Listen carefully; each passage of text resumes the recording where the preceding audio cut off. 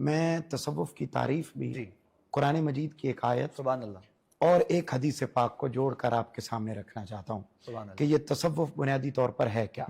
اللہ رب العزت نے قرآن مجید میں ارشاد فرمایا وَاصْبِرْ نَفْسَكَ مَعَ الَّذِينَ يَدْعُونَ رَبَّهُمْ بِالْغَدَاةِ وَالْعَشِيِّ کہ اے میرے بندو اپنے آپ کو ان لوگوں کے ساتھ جوڑ لو جو صبح و شام کسی اور غرض کے لیے لوگوں کو نہیں بلاتے بلکہ میرے لیے لوگوں کو اکٹھا کرتے اور جمع کرتے۔ سبحان اللہ سبحان اللہ۔ اب ذہنوں میں سوال پیدا ہوتا ہے کہ باری تعالیٰ ہم روزہ رکھتے ہیں، نماز پڑھتے ہیں، تسبیح و تحلیل کرتے ہیں، صدقات و خیرات کرتے ہیں، سارے نیک اعمال کرتے ہیں، اس کا بنیادی مقصد یہ ہوتا ہے کہ ہم تیرے قریب ہو جائیں، مگر تو رب العالمین ہو کر ہمیں کہہ رہا ہے کہ نہیں، پہلے ان بندوں کے قریب ہو جاؤ۔ کیوں ان بندوں کے قریب ہو جائیں؟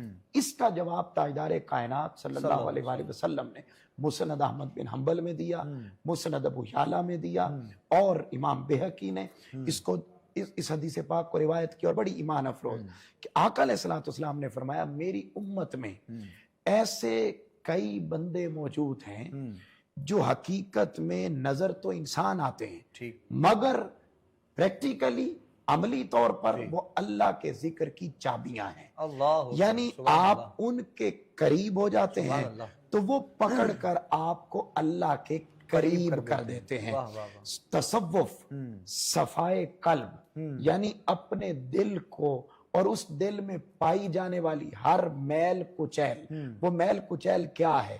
حسد، تکبر، رونت، بربریت، ظلم، لوٹ مار، کرپشن، نیگیٹیویٹی، منفی رویے، یہ ساری جتنے بھی رذائل اخلاق ہیں ان کو دل سے پاک کر لینا، اور وہ عمل اور وہ راستہ جس راستے سے یہ رذائل اخلاق صاف ہوتے ہیں، اور وہ راستہ جس راستے کے ذریعے بندہ اللہ کے قریب ہو جاتا ہے، اس سارے سفر کو تصوف کا نام دیا جاتا ہے۔ اور یہ تصوف یہ چلا تو اس زمانے سے جس زمانے جیسا کائنات میں نہ کوئی زمانہ تھا اور نہ کوئی زمانہ کبھی آئے گا، اور وہ زمانہ تاجدار کائنات صلی اللہ علیہ وآلہ وسلم کا ہے کہ جب صفہ کے مقام پر تاجدار کائنات صلی اللہ علیہ وسلم ایک ایک وقت میں منیمم 70 صحابہ کرام کو صفہ کے مقام پر بٹھا کر تعلیم ارشاد فرمایا کرتے تھے،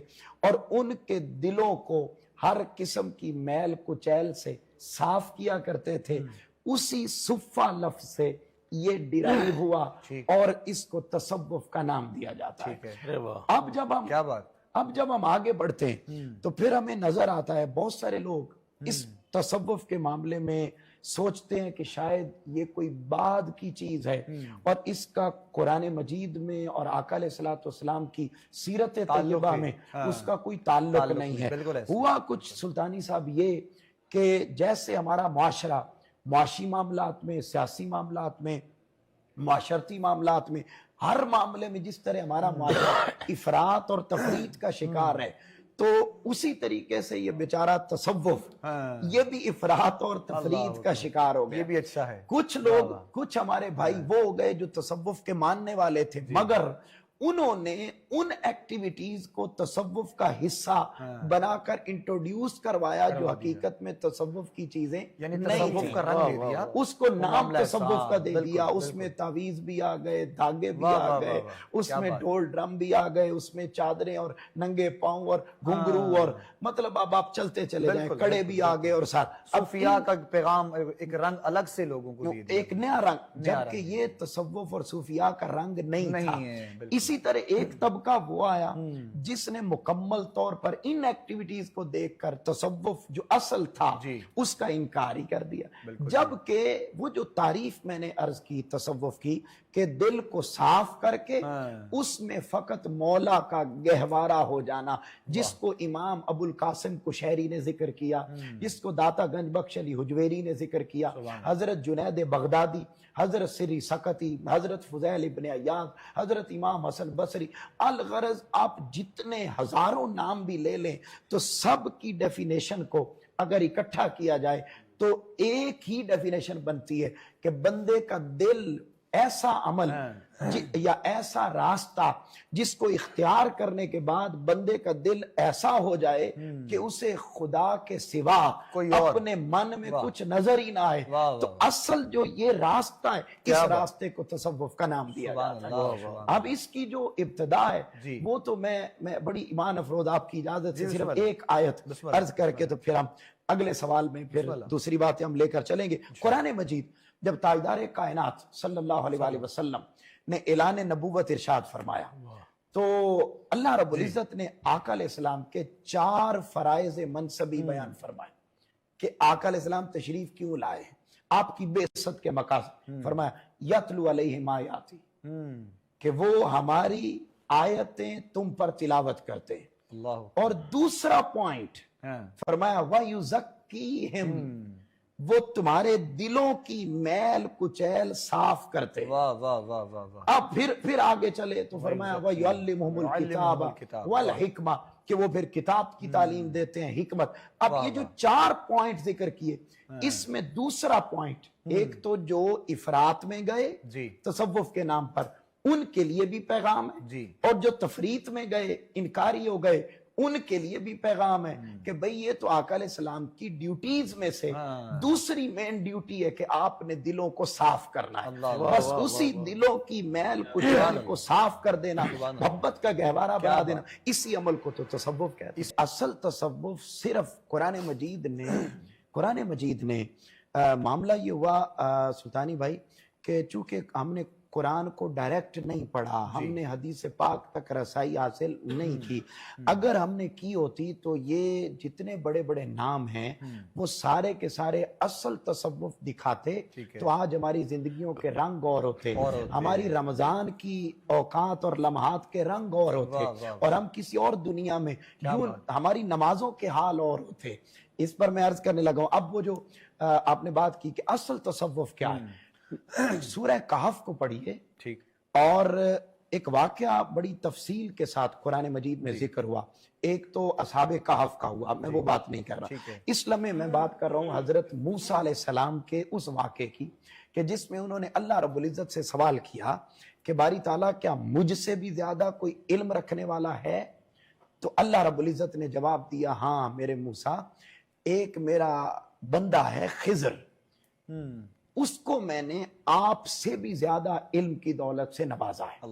اب حضرت موسیٰ علیہ السلام حضرت خضر علیہ السلام کی تلاش میں نکلے ہیں، نبی ہو کر ایک ولی کی تلاش میں جا رہے ہیں۔ اب جب جانے کے لیے تیاری کی تو حضرت موسیٰ علیہ السلام نے حضرت یوشع بن نون ان کو بھی ساتھ لے لیا۔ اب یہ پورا واقعہ قرآن میں، اور میں صرف آیات کا ترجمہ جوڑ کر اس کو واقعے کی صورت میں عرض کر رہا ہوں۔ اب وہ تلاش کے لیے نکلے تو جب نکلنے لگے تو ایک مچھلی انہوں نے نکالی، اس کو بھونا، سالن بنایا تاکہ رستے میں کہیں بھوک لگے گی تو ہم اس کو کھا لیں، ساتھ لے لی۔ رستے میں ایک مقام آیا جہاں 2 دریا آپس میں ملتے تھے، اس جگہ پر دونوں ہستیوں نے تھوڑی دیر کے لیے قیام کیا، قیام کرنے کے بعد وہاں سے آگے چل پڑے۔ جب آگے گئے تو بھوک لگی موسیٰ علیہ السلام کو، تو کہا یوشع بن نون وہ جو کھانا بنا کے لائے تھے مچھلی کا وہ لائیں ذرا کھانا، تو کہنے لگے وہ میں بھول گیا حضرت، وہ جو پیچھے پوائنٹ نہیں تھا جہاں 2 دریا آپس میں مل رہے تھے، اس جگہ پہ وہ بھنی ہوئی تلی ہوئی مچھلی زندہ ہو کے دریا میں چلی گئی تھی۔ اب جب یہ بات بتائی تو اسی لمحے حضرت موسیٰ علیہ السلام نے یوشع بن نون کو فرمایا فَارْتَدَّ عَلَىٰ آثَارِهِمَا قَصَصًا، کہ انہی قدموں کے نشانوں پہ پلٹ چلو، وہ جس جگہ پہ مردہ مچھلی زندہ ہو کے بھاگ گئی تھی نا، وہی وہ مقام ہے جہاں اللہ کا ولی رہتا ہے۔ اب کیا ہوا؟ اب یہ پورا واقعہ سورہ کہف۔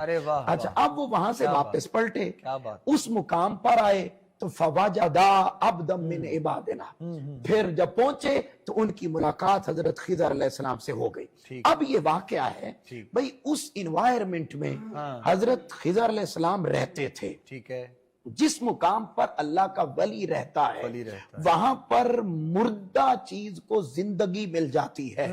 تصوف اس شے کا نام ہے کہ جب کوئی مردہ دل لے کر، جس کو قرآن نے قلب سلیم نہیں، قلب مریض قرار دیا۔ اللہ اکبر، اللہ قرآن نے کہا کیا کہ بات، دو طرح کے دل ہیں کیا لوگوں کے، کچھ ہیں قلب مریض اور کچھ ہیں قلب قلب سلیم۔ سلیم۔ قلب مریض وہ ہیں جن میں کبر ہے، حقد ہے، نفرت ہے، انا ہے، لیگ پولنگ ہے، الغرض جتنی برائیاں، رذائل اخلاق، وہ مرقع ہے۔ جی۔ فرمایا وہ دل، وہ قلب مریض ہے۔ مریض ہے۔ اب قلب مریض والا جس پروسیس کے ذریعے قلب سلیم تک پہنچتا ہے، اس سارے پروسیس کا نام تصوف ہے۔ ٹھیک ہے۔ اب اس کے علاوہ اگر تو یہ گھنگرو سے ہوتا ہے ہاں، تو پھر ہم اس کو تصوف مانتے بہت ہیں۔ اچھے، کیا بات، اگر تو کیا بھئی بات۔ ڈھول ڈرموں سے اور کیا بات ناچنے ہے۔ سے اور جھوٹی کرامات سے اور کیا من بات گھڑت طریقوں سے اگر تو ہوتا ہے تو پھر ہم اس کو تصوف مانتے ہیں۔ واہ۔ اور اگر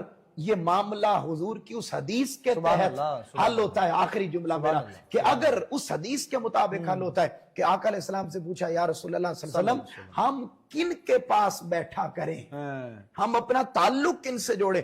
فرمایا اذا رؤوا ذکر اللہ، ان کے پاس بیٹھا کرو جنہیں دیکھ کے تمہیں اللہ یاد آ جنہیں جائے۔ دیکھ کے، سبحان پھر اللہ، فرمایا سبحان ان اللہ۔ کے پاس بیٹھا کرو جن کے پاس بیٹھنے سے تمہارے علم میں اضافہ ہو اضافہ جائے۔ ہو، سبحان تیسرا اللہ، فرمایا سبحان اللہ۔ ان کے پاس بیٹھا کرو جن کا تم عمل دیکھو تو تمہیں اپنی آخرت یاد آ کیا جائے۔ بات ہے۔ اس سارے سفر کو تصوف کہتے ہیں۔ ٹھیک۔ اس کے علاوہ آپ کاروبار کا نام دے دیں، آپ جو نام دینا چاہیں دے سکتے ہیں، وہ آپ پہ، تصوف نہیں۔ آقا علیہ السلام نے فرمایا ساری مخلوق اللہ کا کنبہ ہے، واہ، اللہ کا جو جتنا مخلوق کے ساتھ سبحان حسن خلق سے سبحان پیش اللہ، آئے گا سبحان وہ اتنا اللہ کے قریب ہوتا چلا جائے گا۔ یہ جو آپ نے ایک واقعہ سنایا، میں آپ کی اجازت سے صرف ایک تعریف حضرت با یزید بستامی رحمت اللہ علیہ، جن کے نام کے بغیر تصوف پورا ہی نہیں ہو سکتا، میں انہوں نے ایک تعریف کی تصوف کی۔ وہ فرماتے ہیں تصوف یہ ہے کہ بندہ صاحب اخلاق ہو جائے، جو جتنا اخلاق میں زیادہ ہوگا وہ اتنا تصوف میں زیادہ ہوگا۔ سبحان اللہ، سبحان اللہ۔ بخاری شریف کی ایک حدیث پاک ہے اور حدیث پاک کا نمبر ہے 50، جی، اور اس حدیث کو سادہ زبان میں حدیث جبرائیل کہا جاتا ہے۔ ٹھیک۔ حضرت جبرائیل امین علیہ السلام آقا علیہ السلام کی بارگاہ میں حاضر ہوئے اور حاضر ہو کر عرض کرنے لگے یا رسول اللہ صلی اللہ علیہ وسلم مل اسلام، اسلام کیا ہے؟ تو آقا علیہ السلام نے اس کے جواب میں ارکان اسلام ارشاد فرمائے، نماز، روزہ، زکوٰۃ، حج، عبادات۔ پھر پوچھا، عرض کیا یا رسول اللہ صلی اللہ علیہ وسلم مل ایمان، ایمان کیا ہے؟ آقا علیہ السلام نے اس کے جواب میں عقائد اسلام بیان فرمائے، عقیدہ توحید، رسالت، ملائکہ، کتب اور آخرت۔ اس کے بعد تیسرا سوال جو سلطانی بھائی نے سوال کیا کہ تصوف کی جھلک، تیسرا سوال کیا مل احسان، احسان کیا ہے؟ آقا علیہ السلام نے اس احسان کے جواب میں حقیقت تصوف اور اصلیت تصوف اور اصل چہرہ تصوف کا بیان فرمایا، اور فرمایا کہ تو نماز یوں پڑھے، کہ تو نماز یوں پڑھے کہ گویا تو اللہ کو دیکھ رہا ہے، یا کم از کم نماز یوں پڑھے کہ وہ تمہیں دیکھ رہا ہے۔ سبحان اللہ۔ اب سلطانی بھائی اور معزز ناظرین اور محترم ضیاء صاحب، سر یہ جو جواب آقا علیہ السلام نے ارشاد فرمایا نا کہ تو نماز یوں پڑھ کہ گویا تو اللہ کو دیکھ رہا ہے، اس کا مطلب یہ ہے کہ دل اتنا مصفا کر، اتنا مزکا کر، اتنا صاف کر کہ بھائی تو اللہ کے انوار و تجلیات کا اندازہ کر سکے۔ اور اگر یہ کیفیت نہیں ہوتی تو کم از کم یہ کیفیت ضرور ہو نماز کے دوران کہ بھائی وہ مولا مجھے دیکھ رہا ہے۔ اب ہماری نمازیں کیسی ہیں وہ تو ہم میں سے ہر کوئی اپنے اپنے حال کو جانتا ہے۔ علماء سے آ کے ہر دوسرے دن مسئلہ پوچھ رہے ہوتے ہیں کہ سر اگر بھول جائیں دوران نماز کے رکھتے 3 ہوئی ہیں یا 4 ہوئی ہیں تو کیا کیا جانا چاہیے؟ وہ جی خیالات بڑے آتے ہیں نماز میں، وہ کہاں سے جنم لیتے ہیں؟ دل پاک اور صاف نہیں ہوا ہوتا۔ جب بندے کا دل پاک اور صاف ہو جائے تو پھر کیفیت یہ ہو جاتی ہے کہ اگر پنڈلی میں تیر لگ جائے تو عام حالت میں اس تیر کو نکالا نہیں جا سکتا، مگر دوران نماز مولا علی المرتضیٰ کی پنڈلی سے وہ نکال لیا جاتا ہے، اس لیے کہ دل تو یہاں تھا ہی نہیں، جسم تو نظر آتا ہے مگر روح بندے کی عرش کا طواف نماز کے دوران کر رہی ہوتی ہے۔ جب دوران نماز روح عرش کا طواف کر رہی ہو تو پھر پتہ نہیں چلتا کہ پنڈلی سے کیا نکالا گیا اور کیا داخل کیا گیا، کیوں؟ دل صاف ہو چکا تھا۔ یہی وہ دل کی صفائی کا حال تھا جس میں سیدہ کائنات حضرت سیدہ فاطمہ الزہرا سلام اللہ علیہا آپ کی نماز کی یہ کیفیت ہو گئی تھی کہ جب عشاء کی نماز کے بعد آپ نے اگزامپلز پوچھی تو میں نے کہا اس گھر والوں سے بہتر کوئی اور اگزامپل نہیں ہو سکتی، تو وہ کیا حال ہو کہ عشاء کی نماز کے بعد شکرانے کے طور پر جب 2 رکعت نفل نماز ادا کرنے کے لیے مصلی پر آتی تو سیدہ کائنات فاطمہ الزہرا پہلی رکعت کے پہلے سجدے میں پوری رات گزار دیتی۔ اب وہ کیا، اور ادھر فجر کی اذان ہوتی تو آپ سجدہ سے سر اٹھا کے اللہ سے شکوہ کرتی، مولا اتنی چھوٹی رات بنائی کہ تیری فاطمہ ایک سجدہ بھی پورا نہیں کر سکتی۔ وہ بات کیا تھی؟ بات یہ ہے کہ جب دل صاف ہونا تو پھر اللہ کے انوار و تجلیات میں بندہ ایسا گم ہوتا ہے کہ وہ سارے حجابات اٹھ جاتے ہیں اور ساری چیزیں نظر آتی ہیں جیسے خود تاجدار کائنات صلی اللہ علیہ وآلہ وسلم کی اپنی نماز تھی۔ اور حال کیا تھا کہ دوران نماز قدم آگے لے کر جاتے تھے، پھر پیچھے لے کر آتے تھے، آگے لے کر۔ اب میں نے تو بڑی مثال عرض کر دی نا، اس سے بڑا تو صاف دل ہے ہی کوئی نہیں جس کو 4 مرتبہ خود اللہ نے نکال کے دھویا ہو اور صاف کیا ہو، اور چھوٹی عمر سے لے کر اور بڑی عمر معراج تک ہر مرحلے میں اس دل کی صفائی کا خود اہتمام کیا ہو، تو پھر جنت کے نظارے یہاں پر دکھائی دیتے ہیں۔ بس یہ جو اگزامپل آپ کل صحابہ کرام کی ہستیاں اور مبارک ذاتیں انہی تصورات اور کیفیات سے بھری ہوئی تھی، اور اسی اصلیت کو اور اسی صفائے قلب کو تصوف کہتے ہیں۔ تصوف کی اہمیت آقا علیہ السلام کی حدیث پاک سے ہے۔ آقا علیہ السلام نے ارشاد فرمایا ہر علم کی کئی اقسام ہوتی ہیں، دین اسلام نے جو علم عطا کیا وہ 2 قسموں کا ہے، ایک ظاہر کا علم ہے اور ایک باطن کا علم ہے۔ ظاہر کا علم وہ ہے جس میں ہم احکام اور شریعت سیکھتے ہیں، باطن کا علم وہ ہے جس میں ہم تصوف، روحانیت اور صفائے قلب کا طریقہ سیکھتے ہیں۔ یہی وجہ ہے کہ اگر ہم اپنے 4 ائمہ کو دیکھیں جن میں امام اعظم ابو حنیفہ آپ کو دیکھیں تو آپ فقہ کے بھی امام، محدث اور حدیث کے بھی امام، مگر دونوں طرح کی اعلیٰ صفات ہونے کے باوجود بہلول مجذوب کی بارگاہ میں دکھائی دیتے ہیں۔ کیوں؟ بہلول مجذوب سے کیا لینے جاتے تھے؟ وہ ظاہر کا علم تو لیتے تھے فقہ سے، احکام سے، شریعت سے، باطن کا علم بہلول مجذوب سے لیتے تھے۔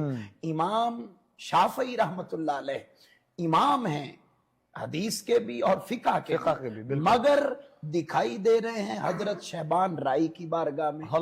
آپ دیکھیے اس کے بعد امام احمد بن حنبل جنہیں 10 لاکھ زبانی حدیثیں یاد ہیں، وہ احمد بن حنبل آپ کو بیٹھے ہوئے نظر آ رہے ہیں بشر الحافی کی بارگاہ میں۔ لوگوں نے آ کے سوال کیا کہ آپ تو شریعت کا علم جانتے، لوگ آپ کے پاس آتے، فرمایا اس بات میں کوئی شک نہیں کہ میں شریعت کا علم زیادہ جانتا ہوں، مگر شریعت والے کا علم وہ بشر الحافی زیادہ جانتا ہے۔ امام مالک رحمت اللہ علیہ نے یہ جو لوگ کہتے ہیں نا تفریط والے، جو کہتے ہیں تصوف کا لفظ شاید اب گھڑ لیا، نہیں، امام مالک جو امام بخاری کے بھی زمانے سے پہلے ہیں، ابھی تابعین کا زمانہ چل رہا ہے، ابھی بعض صحابہ حیات ہیں، وہ زمانہ چل رہا ہے، اور اس زمانے میں امام مالک فرما رہے ہیں جس نے علم سیکھا اور تصوف نہ سیکھا، ظاہری علم سیکھا، احکام شریعت سیکھے، دل کو کیسے صاف کرنا ہے، فرمایا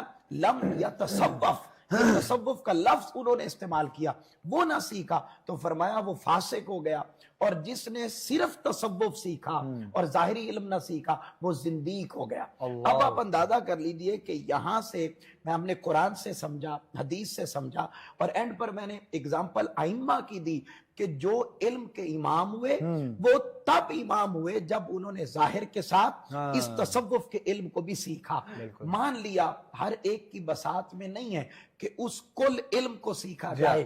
میں سمجھتا ہوں آج کی اس رمضان ٹرانسمیشن کا اور احترام رمضان ٹرانسمیشن کی یہ والی حدیث کلائمیکس اور نچوڑ ہوگا پیغام کے طور پر، اور وہ یہ کہ بھئی انہوں نے تو سیکھ لیا علم دونوں، وہ امام کے رتبے پر فائز ہو گئے۔ ایک عام سادہ آدمی وہ اس مقام پر نہیں پہنچ سکتا، تو وہ کیا کرے بھئی؟ وہ خود علم نہیں سیکھ سکتا نا، تو وہ تصوف والوں کے ساتھ جڑ جائے، مگر جڑے تصوف والوں کے ساتھ، کاروبار والوں کے ساتھ نہیں۔ ٹھیک ہے جی، ظاہری دکھاوا کرنے والے، مریدوں کی طلب کرنے والے، من گھڑت کرامتیں سنانے والے وہ نہیں، نذرانے اور یہ چیز وہ کاروبار والوں کے پاس نہیں۔ جو حقیقی تصوف والے ان کے ساتھ کوئی بندہ جڑ جائے، صرف علم سارا نہ سیکھے، وہ تو کوئی خال خال لوگ ہوتے ہیں جو سیکھتے ہیں، مگر نہ سیکھ پائے، صرف جڑ جائے نا، تو مسلم شریف کی حدیث پاک کا نمبر ہے 2568۔ ٹھیک، اور یہ حدیث ہے، اور ایمان تازہ ہوگا سلطان بھائی آپ کا، اور وہ یہ کہ آقا علیہ السلام نے ارشاد فرمایا قیامت کے دن اللہ اپنی شان کے لائق خود ارشاد فرمائے گا، ساری انسانیت سامنے ہے، اللہ فرمائے گا کدھر ہے وہ جو دنیا میں میری وجہ سے ایک دوسرے سے محبت کرتے تھے، میری وجہ سے۔ ہم اگر داتا گنج بخش علی حجویری سمیت کل اولیاء سے محبت کرتے ہیں تو صرف اس وجہ سے کہ وہ اللہ کے بندے تھے، اللہ کی وجہ سے۔ فرمایا جو میری وجہ سے آپس میں ایک دوسرے سے محبت کرتے تھے نا، وہ آ جائیں۔ آج کوئی سایہ نہیں ہے 2568 مسلم کی، فرمایا کوئی سایہ آج نہیں ہے، آج میں انہیں اپنے عرش کا سایہ عطا فرماتا ہوں۔ تو تصوف کی حقیقت بھی قرآن اور حدیث اور ساری ائمہ کی تاریخ میں موجود ہے، اور اگر سارا علم نہ بھی سیکھا جا سکے، صرف بندہ جڑ بھی جائے تو اس کا بھی انسان کو فائدہ۔ وہ دین کے ادائیں نام پر یہ جتنا بھی کاروبار ہے جی جی یہ سارے کا سارا حرام کے زمرے میں آتا ہے، اللہ اکبر۔ اور ہم ایک تاجر کو تو برا کہہ دیتے ہیں، ہم ایک سیاسی حکمرانوں کو تو برا کہہ دیتے ہیں، یا معاشرے کے اندر چور ڈاکو لٹیروں انہیں تو ہم برا کہہ دیتے ہیں۔ تو بھئی ہم صرف کہنے کے لیے ہیں یا کبھی ہمارے اوپر بھی بات آئے گی؟ کیا وہ جو ٹوپی پہن رکھی ہے ہم نے، دستار پہن رکھی ہے، کیا جو ایک ظاہری دلہنوں جیسے لباس پہن رکھے ہیں، تو بھئی کیا وہ جو سارا ظاہر ہے اس ظاہر نے آپ کے باطن کو چھپا نہیں دینا؟ سیدنا شیخ عبد القادر جیلانی رضی اللہ تعالیٰ عنہ آج سے ایک لمبا عرصہ پہلے، کئی صدیاں پہلے بتا گئے کہ ایک وقت وہ آئے گا کہ جب لوگ آپ کو یوں کاروبار کریں گے تصوف کے نام پر کہ بڑے خوبصورت جبے اور امامے پہنے ہوئے ہوں گے، بڑی بڑی تسبیحاں ان کے ہاتھ میں ہوں گی، اور یہاں تک فرمایا کہ ان کا حال یہ ہوگا کہ آپ ان کے پاس بیٹھیں گے تو وہ بزرگوں کی بڑی بڑی حکایتیں آپ کو سنا کر، بڑے بڑے واقعات اور کرامتیں سنا کر آپ کو متاثر کرنے کی کوشش کریں گے، مگر سیدنا شیخ عبد القادر جیلانی جو تصوف کے امام ہیں وہ فرما رہے ہیں کہ یاد رکھنا ان کے پاس نہ بیٹھنا، ان کے دل اللہ کی یاد سے خالی ہیں، وہ صاحبان تصوف نہیں ہوں گے۔ پوچھا پھر صاحبان تصوف کون ہوں گے؟ فرمایا وہ ہوں گے جن کے دل یوں اجلے ہوں گے، یوں صاف ہوں گے جیسے آئینہ ہوتا ہے، اور آپ ان کی مجلس میں بیٹھیں گے تو آپ کا تعلق وہ اپنی ذات کے ساتھ نہیں جوڑیں گے بلکہ مولا کے ساتھ جوڑیں گے۔ اب پیغام کے طور پر آخری جملہ فقط یہ ہے کہ بھئی جس بارگاہ میں، جس آستانے پر آپ کو کرامتیں نظر نہ آئیں، نذرانے نظر نہ آئیں، اور غیر شرعی اعمال اور احوال نظر نہ آئیں، اس جگہ پر جائیں اور جا کر اپنے دل کی کایا کو ضرور پلٹیں، اور جہاں پر یہ ساری خرافات اور بدعات نظر آئیں اور تصوف کے نام پہ کاروبار نظر آئے، وہاں پر جانے سے گریز کریں، کیونکہ ہم چونکہ جاہل ہیں تو جہالت نے ان کاروباروں کو بھی زندہ رکھا ہوا ہے۔ تو اصل تصوف کا چہرہ جس دن ہم جان لیں گے، اس دن کوئی اٹھ کر ان اولیاء صلحاء کا انکار بھی نہیں کرے گا اور کوئی ان کے نام پر کاروبار بھی نہیں ایسے ہوتا ہے نا کہ اگر کسی اللہ والوں کی تربت پر چلے جاتے ہیں، جا جا۔ فاتحہ خوانی کے لیے لوگ چلے جاتے ہیں، تو جو خرافات دائیں بائیں ہوتی ہیں جی جی جی، ان سے صاحب مزار کا کوئی تعلق نہیں ہوتا کسی قسم کا۔ بالکل۔ وہ جو وہاں بیٹھے ہوئے ہیں جنہوں نے اس نام پر کاروبار بنا رکھا ہے، یہ سارے کے سارے معاملات ان کی، بھئی دیکھیے نا، اصل تصوف جاننی ہو تو بندہ کشف المحجوب کو پڑھ لے، عوارف المعارف کو پڑھ لے، احیاء العلوم کو پڑھ لے، الغرض رسالہ القشیریہ کو پڑھ لے۔ بھئی یہ کتب جانیں گے، یہ 19 صوفیاء کی لکھی ہوئی ہیں اور آج کے اس دور میں بھی موجود ہے۔ جب ان کو پڑھا جاتا ہے تو بھئی ان کتابوں میں انہی صاحب مزار ہستیوں نے لکھا ہے، تو اصل تصوف تو وہ ہوگا نا جو انہوں نے لکھا ہے، جو بتایا گیا ہے، سمجھایا گیا، اس کا تصوف کے ساتھ کوئی تعلق نہیں۔ تو اس لیے اصل تصوف کا چہرہ جان کر اس کے مطابق زندگی بسر کر کے اپنے دل کو پاک صاف اور اپنے نفس کو تزکیہ والا مصفہ پاک صاف کر کے زندگی کو بسر کرنا ہو۔ جزاک اللہ